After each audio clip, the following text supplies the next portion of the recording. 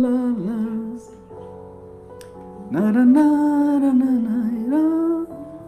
na, la, la. Es tu paz que sobrepasa todo entendimiento.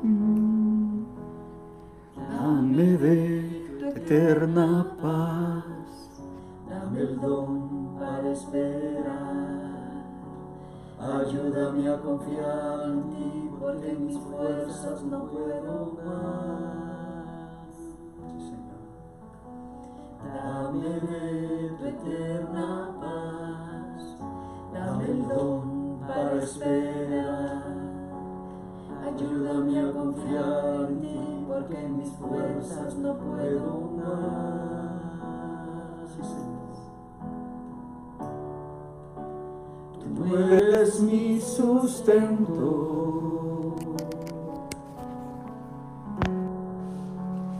tú mi creador. Amén. Y la última palabra la tienes tú.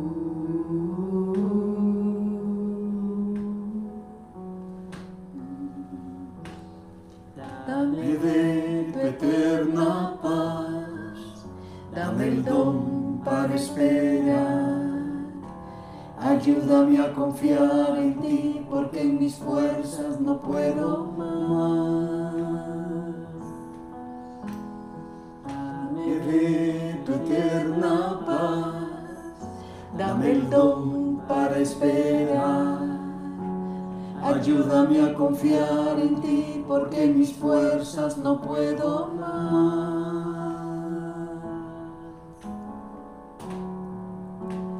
Tú eres mi sustento,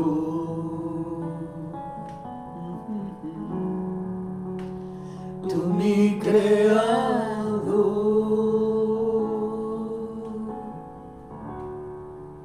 y la última palabra la tienes tú.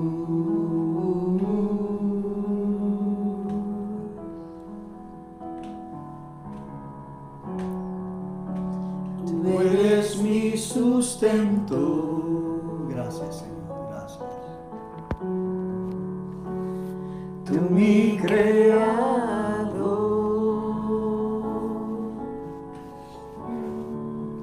y la última palabra la tienes tú.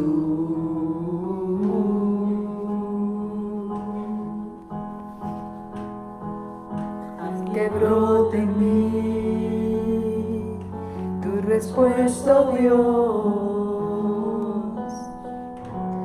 No quiero darme en mi humanidad. Haz que brote en mí tu respuesta, oh Dios. No quiero darme en mi humanidad. Haz que brote en mí tu respuesta, oh Dios. No quiero darme en mi humanidad. Brote en mí tu respuesta, oh Dios. No quiero darme en mi humanidad. Aleluya. Tú eres mi sustento. Sí, mi Dios. Tú eres mi sustento. Tú mi creador,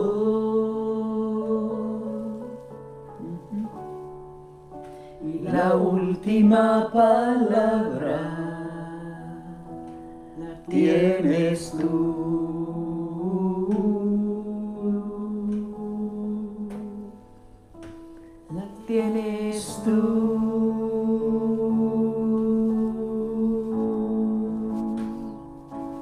La tienes tú.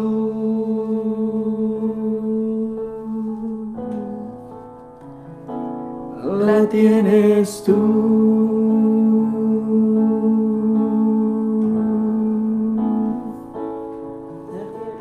tienes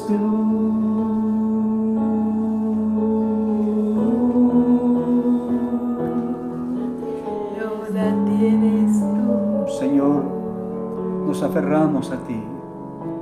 Tú tienes la última palabra, Señor, en nuestras vidas, en nuestras familias, en lo que emprendemos. Tú tienes, Señor, la última palabra. Amén y amén. Gracias, Señor. ¡Qué alegría! Estar en este día fortaleciendo nuestras vidas y adorando al Señor. Amén. Solamente el Espíritu Santo puede traer esa paz que sobrepasa todo entendimiento. Amén. Bienvenidos a Juntos. Estamos contentos. Hoy estamos ya llegando a la parte final de la carta de Judas. Seguro usted ha quedado picado, como decimos aquí en nuestra patria, esperando poder estudiar más de esta carta. Esta carta que le escribió el medio hermano del Señor Jesucristo, Judas, lleno de mucha humildad su carta. Se llama a sí mismo siervo de Jesucristo, doulos en griego, esclavo de Jesucristo. Destaca que los apóstoles de Dios fueron puestos para establecer doctrina y que esa doctrina estaba en juego ante los falsos profetas, ante las falsas ideas, filosofías, religiones que estaban tratando de sepultar la iglesia de Cristo, la sana doctrina. Pero nosotros estamos seguros hasta el día de hoy, después de más de 2000 años, que las puertas del infierno no prevalecerán contra la iglesia. Y eso implica entonces también su sana doctrina. Me fascinó este comentarista que habla, dice que significativamente Judas no nos está diciendo que ataquemos a estos ciertos hombres, porque siempre vamos a ver un remanente que cuidamos en la sana doctrina. Dice, no nos está diciendo que ataquemos a estos ciertos hombres que definitivamente son un peligro para la iglesia.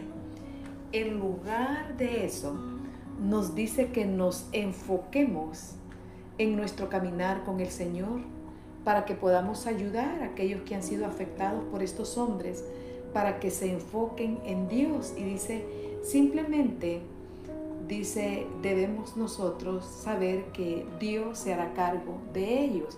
Entonces, en realidad no se trata como de pelear o de subirnos al ring para ver quién tiene la razón, sino de que si yo estoy muy bien educada en lo que es la sana doctrina, voy a tener los argumentos, ¿verdad? Para defender, para presentar defensa, como dice el apóstol Pedro, de nuestra fe en Cristo Jesús. Amén. Y ese es el tema a profundidad de la carta de Judas, los falsos profetas.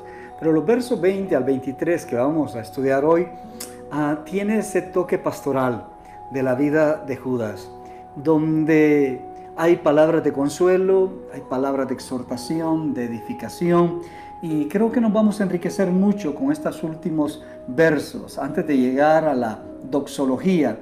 La doxología es una alabanza formal a Dios que era parte de los escritores del Nuevo Testamento. A eso se le llama doxología, una alabanza formal al Señor como cierre. Pero antes de llegar ahí, vamos a ir a estos versos 20-23 que son versos de conclusión de todo lo que se ha venido hablando, de cómo reconocer a los falsos profetas. Por último, el día de ayer hablamos que una marca de los falsos profetas es que son muy sensuales.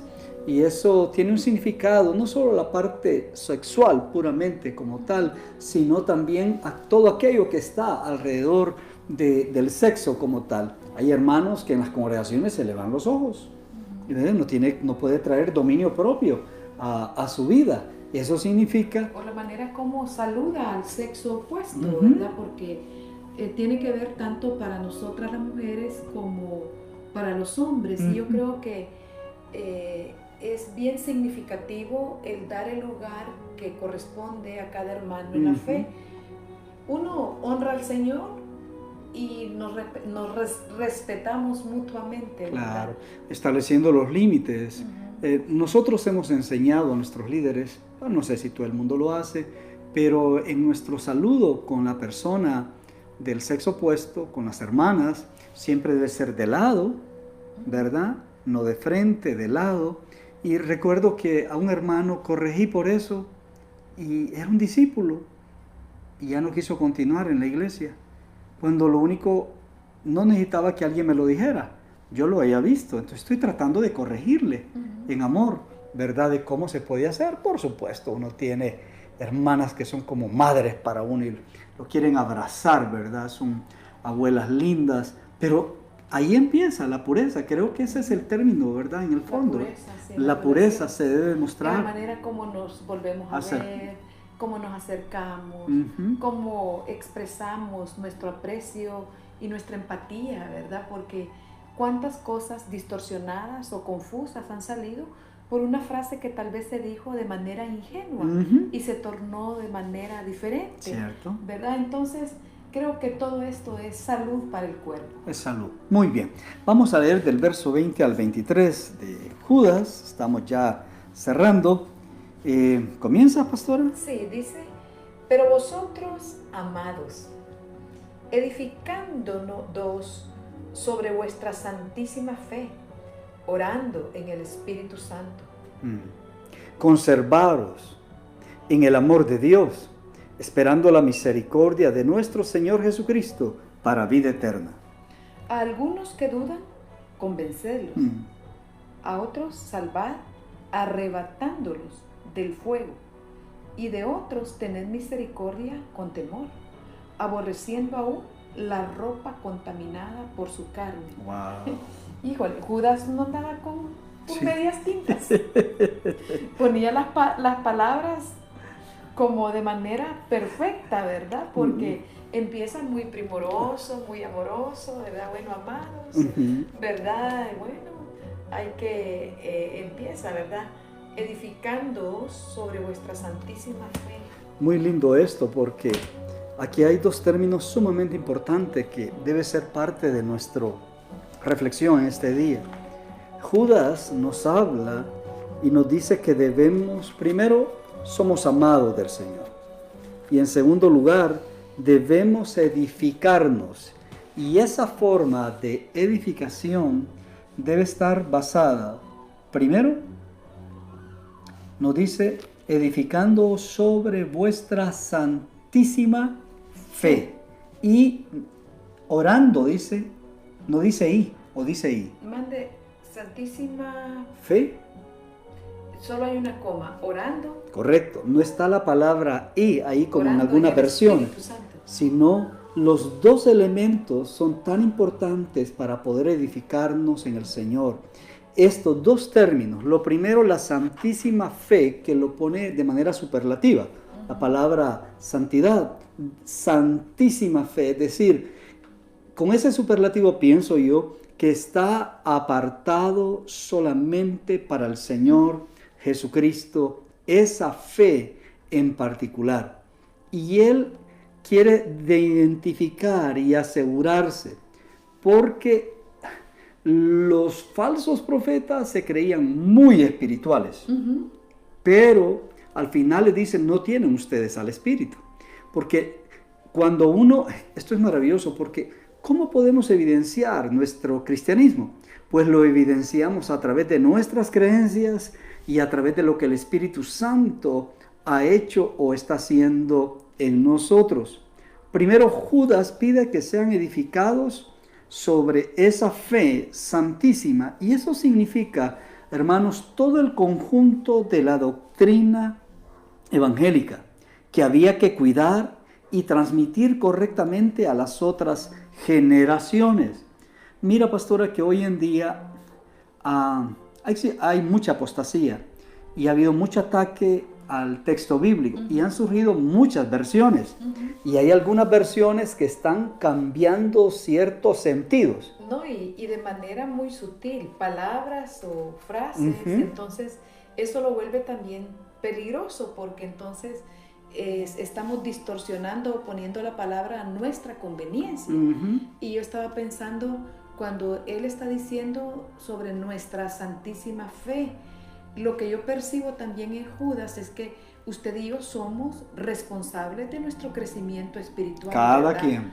Y no podemos como sentarnos en nuestros laureles, pues, sino que yo soy responsable, ¿verdad? Fíjate, perdón, solamente a que ocurra como al azar, ¿verdad? Sino de que es algo que nosotros debemos de priorizar. Incluso, ¿por qué no poner? Yo sé de que cuando ya finalice el año o iniciamos un año nuevo, tenemos proyectos personales de estudio, de trabajo, como familia, vacaciones, qué sé yo. Pero también en nuestra vida espiritual, ¿cuántas veces nos proponemos que vamos a leer la Biblia en un año, pero a los 2 o 3 meses vuelve a preguntar, se volvió a quedar dormido, ¿verdad? O empezó bien fiel, devorando, ¿verdad? Y quería avanzar, en lugar de ir en una disciplina. Yo creo más bien en la disciplina diaria que en querer de leer todo de un solo, porque al día siguiente no va a leer nada. Entonces, si puede leer un capítulo, lea un capítulo. Pues sí, pero hacerlo. Pero léalo diariamente. Pero no importa si no la termina en el año. En el año, si no hay que correr. Pero lo que yo puedo rescatar de esto es que no podemos dejarlo como al azar, ¿verdad? Sino que, o esperar que otros me hagan la tarea, ¿verdad? Sino que yo soy responsable de mi crecimiento espiritual. Eso que estás diciendo me toca muchísimo porque una decisión que he tomado como pastor, estamos siempre pendientes de las ovejas, llamándolos o que nos llaman, pero una de las cosas que el Espíritu Santo, y creo que fue el Espíritu Santo, creo que no fue mi carne, sino el Espíritu Santo, es los creyentes tienen que ser responsables. Llevamos 10 años siendo pastores de nuestra congregación. Les hemos enseñado acerca de los principios de una iglesia saludable. Entre una iglesia saludable debe estar entonces aquellos elementos que producen salud. La adoración, el discipulado, el evangelismo, la comunión, el ministerio, la libertad, sanidad en Cristo, la mayordomía. Yo creo que cada creyente es responsable por ir a su iglesia hoy, pastora, tomando todas las medidas de seguridad. Yo no creo que Dios nos está llamando a los pastores de llamar a aquellos que ya son discípulos del Señor. Entiende uno las ovejas, pero aquellos que ya son discípulos del Señor o que han servido a Cristo. Y hay algunos creyentes que todavía no termino de entender por qué no van a la iglesia. Entiendo porque tienen hijos pequeños, ¿verdad? ¿Te vas a levantar, pastora? Voy a traer un clima. Ok, está bien, pastor. No entiendo por qué hay creyentes que todavía van a cualquier lugar y van con sus hijos, se quitan la mascarilla, pero no quieren ir a la iglesia. Yo no estoy ni exhortando, ni regañando, ni reclamando a nadie, pero a veces me pregunto, ¿y el entonces por qué no? Si en la iglesia no nos vamos a quitar la mascarilla, en fin, y vamos a tener algo especial que la verdad es que la experiencia de vivir la iglesia en el templo con los hermanos es otra cosa realmente. Pero volviendo, aquí estaban entonces Judas con mucho amor le dice, amados en el Señor, que nos edifiquemos en nuestra santísima fe. Solamente una fe sana produce creyentes sanos. Eso es muy importante. Solamente una fe sana produce creyentes sanos. Y eso significa que si caminamos en la sana doctrina, pues estaremos bien, tendremos el bienestar espiritual que necesitamos en nuestra vida cristiana. Y viene Judas y le dice, santificaos en vuestra santísima fe. Para este momento ya habían algunas cartas, ya estaban la mayoría de todas las cartas que paulinas, las cartas juaninas, pedrinas, ¿verdad? Del Nuevo Testamento. Quizás ya estaba el libro, el de Lucas, ¿verdad? El libro histórico de Lucas.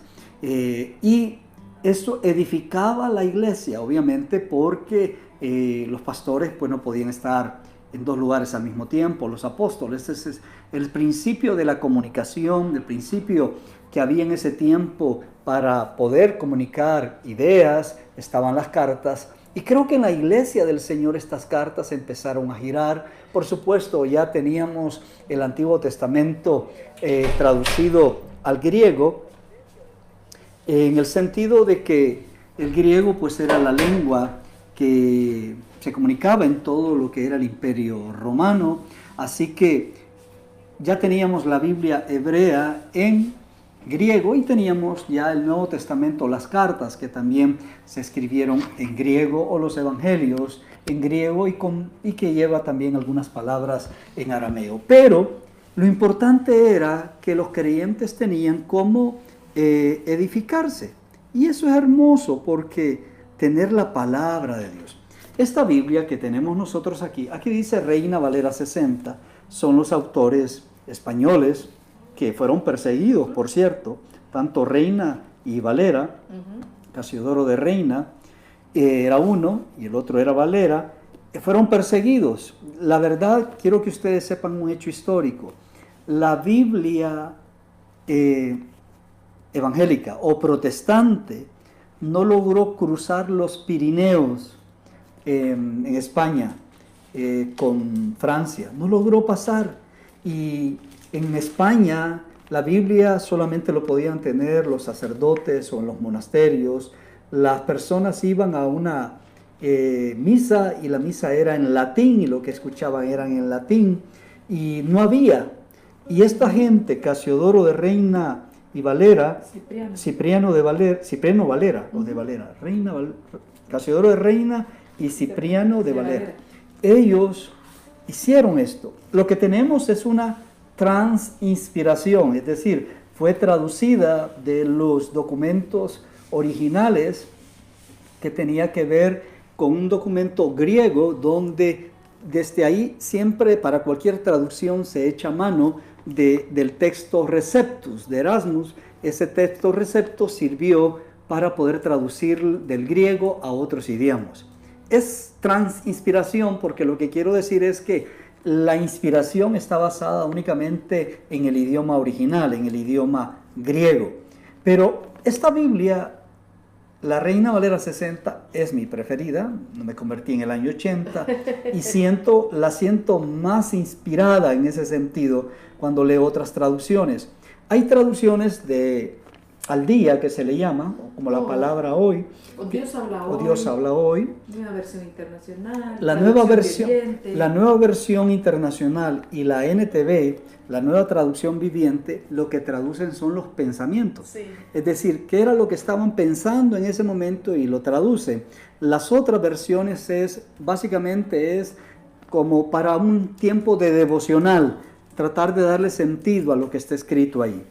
Pero digo esto porque uno debe tomar en cuenta, la nueva versión internacional tiene algunas cosas que todo pastor debe entender claramente, porque hay algunos versículos que se ausentan del texto original y ellos fueron a otros textos, como también los textos que fueron encontrados en los manuscritos del Mar Muerto, y usan más textos que el texto Receptus, que es el que está basado normalmente en nuestra iglesia protestante. Pero volviendo, lo que tenemos es una Biblia de Casiodoro y Cipriano de Valera, que podemos darle el mejor de los créditos para nosotros, y aunque se usa esa terminología española, que es la que a veces nos cuesta salir de ahí, está actualizada hasta el año 1995, hay una actualización que se llama contemporánea, sí, que usted puede leer. Yo le sugiero que tome la Reina Valera contemporánea o actualizada. Pero aquellos que les gusta el estudio, tenemos la Biblia de las Américas. Es una linda Biblia. Es la más apegada al texto. Es apegada al texto también y tiene que ver mucho con esta Biblia. Sí, y está la otra Biblia que es la Pechita, que fue traducida del arameo, ¿verdad? Que también era uno de los lenguajes que circulaban en ese tiempo. Así que, bueno, pero volvemos. Todo esto es porque necesitamos ser edificados en nuestra santísima fe. ¿Y cómo somos edificados en nuestra santísima fe? Pues a través de los mensajes, sermones, enseñanzas de nuestros pastores, a través de la vida discipular que requiere entonces un estudio más formal y a través de la formación bíblica teológica. Desde que comenzamos nosotros la casa del Padre, todo esto ha estado desde el principio. ¿Tú te recuerdas que aquellos años, hace 10 años, con el equipo primario, les dimos el proceso de desarrollo de la vida y después entonces comenzamos el trabajo de INSTE. Nuestra iglesia no quiere negarle a nadie el derecho que tiene en Cristo a edificarse sobre su fe. Es que la Biblia dice, pero el fundamento está sólido, que es en la persona de nuestro Señor Jesucristo. Así de que si tenemos un buen fundamento doctrinal, nadie va a poder sacarnos del plan de Dios. Y luego entonces viene Judas y le agrega entonces, edificados sobre vuestra santísima fe, orando en el Espíritu. Está con E mayúscula, significa que el Espíritu Santo. Que es el Espíritu Santo. Y mira qué maravilloso, porque es algo que particularmente lo hemos predicado. Un creyente necesita ser edificado en la palabra y en el Espíritu. Mira que dice aquí, orando en el Espíritu. No dice oró en el Espíritu, sino orando, que es un presente, es un participio presente, es un presente continuo, activo. Es un presente continuo, significa que el domingo nos exponemos a la palabra o en el devocional, pero mientras andamos cada día debemos de estar orando en el Espíritu. Uno necesita esos dos soportes, la palabra y el Espíritu. La palabra y el Espíritu, la doctrina y la fe. Perdón, la doctrina y el poder. Muchos se mueven en el poder de Dios. Y el poder de Dios se manifiesta en los carismas de Dios, en los dones de Dios. Y hay otros que se mueven solamente en la palabra. Aquellos son más fríos y estos son más fervorosos. Pero si uno solo se mueve en la palabra, se puede volver letra muerta, seca. Y básicamente estamos llenando el conocimiento, lo cual es importante.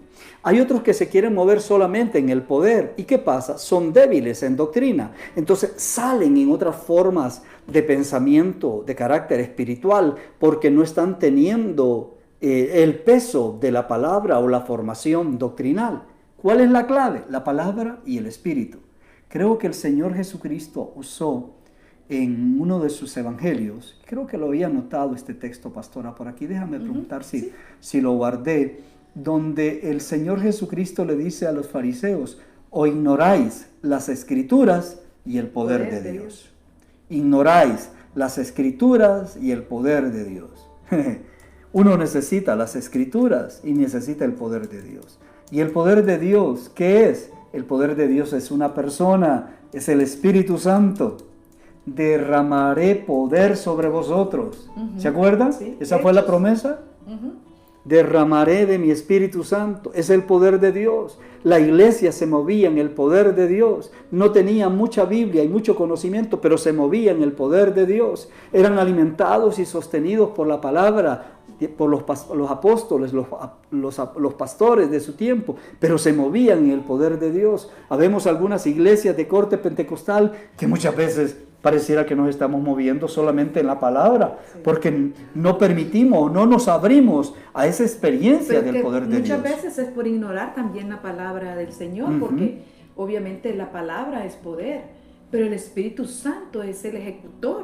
Correcto. De la palabra. Donde está la palabra, Espíritu Santo. Y donde esté el Espíritu Santo, debe estar tiene que estar la palabra. De hecho, por ejemplo, hablando del Espíritu, pastor, en Romanos 8, que todo el capítulo nos habla de viviendo en el Espíritu, y es viviendo también está en una forma activa. Y los últimos versos que tal vez son familiares para muchos dice, y de igual manera el Espíritu nos ayuda en nuestra debilidad, pues que hemos de pedir como conviene. No sabemos. No lo sabemos. Pero el Espíritu, y también aquí está en mayúscula, el Espíritu mismo intercede por nosotros con gemidos indecibles, o sea que no los entendemos muchas veces. Dice, mas el que escudriña los corazones sabe cuál es la intención del Espíritu, porque conforme a la voluntad de Dios intercede por los santos. Qué maravilloso. Me gusta porque mientras vamos a hacer una acción o vamos a un lugar, a un encuentro, a una entrevista, o mientras vamos manejando o andamos haciendo un deporte, usted puede estar orando en el Espíritu. Orando en el Espíritu. Puede estar orando en lenguas cosas que quizás ni usted mismo va a entender, pero el Espíritu Santo le está provocando esos momentos de intercesión. Es decir, nos debemos ocupar tiempo en la palabra y necesitamos caminar en el poder del Espíritu. Se nos fue el tiempo, pastor. Oh, ni cuenta me había dado.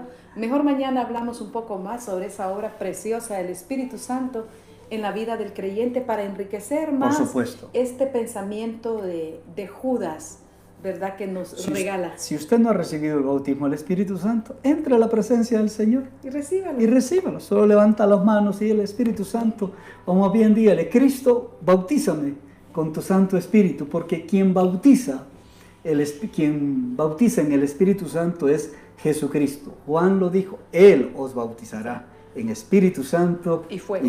Es la promesa del Padre, pero Jesucristo es el mediador para bautizarnos. Bueno, que el Señor les bendiga. Amén. No olvide que hoy a las 2 de la tarde en punto tenemos nuestro fuego intercesor, clamando por las diferentes necesidades. Somos la Casa del Padre. Una familia para ti. Bendiciones. Gloria al Señor. Me gusta así. Mira, y tenemos espacio.